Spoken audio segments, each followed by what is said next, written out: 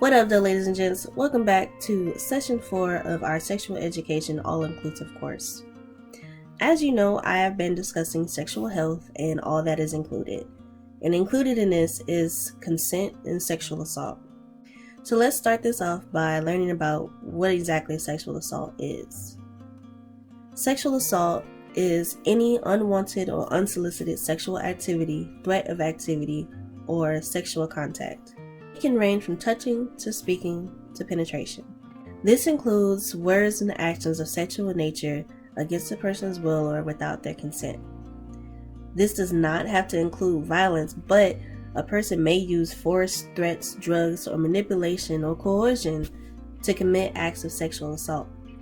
Sexual assault or sexual violence can happen in any and every community and affects people of all genders and all ages. So let's take a look at the victims or survivors of sexual assault. What we see so often in media or in our own community is victim blaming, which is exactly what it sounds like, blaming the victim for a crime committed against them. To the survivors of sexual assault, please know what happened is not your fault. Nothing you did caused or influenced that person's choices in any way.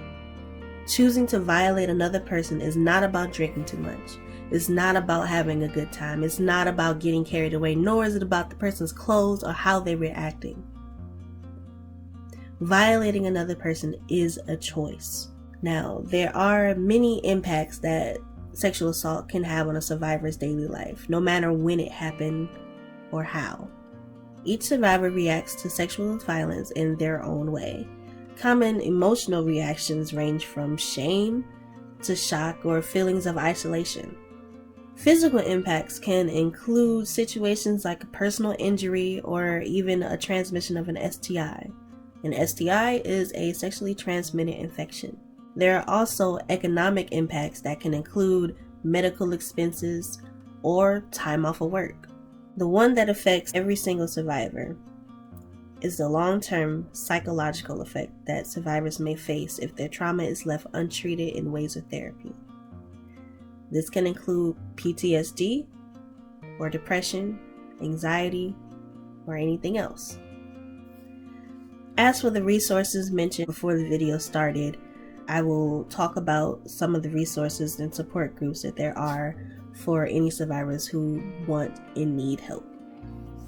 So the first group that I will talk about is SASHA Center.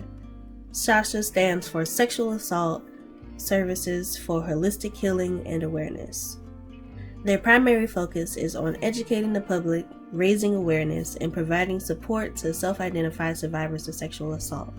All groups that they have are free of charge and confidential. Some of the support groups they have are SASHA SOAR, which stands for Survivors Overcoming Assault and Rape. SASHA Poetry, where they read and make their own poetry of empowerment. There is SASHA Spirit, Spiritual Power in Restoring It. And SASHA Soldiers, Shout Out Loud and Declare, Infantry Women and Men Ending Rape Silence. Their number is 888-865-7055. There's also Wayne County Safe for the women and men in Detroit. Their number is 313-964-9701. And also the main one, there is the National Sexual Assault Hotline. Their number is 800-656-HOPE or 4673. You can also take a look at online.rain.org, and RAIN is the Rape, Abuse, and Incest National Network.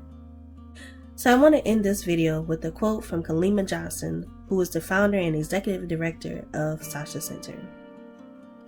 Healing is about integrating your situation into yourself and accepting it into your past for growth. Your story and your truth is yours, no matter what anyone else thinks or says about it. All that matters is how you tell it. Alright guys, that's it for today. Stay safe out there.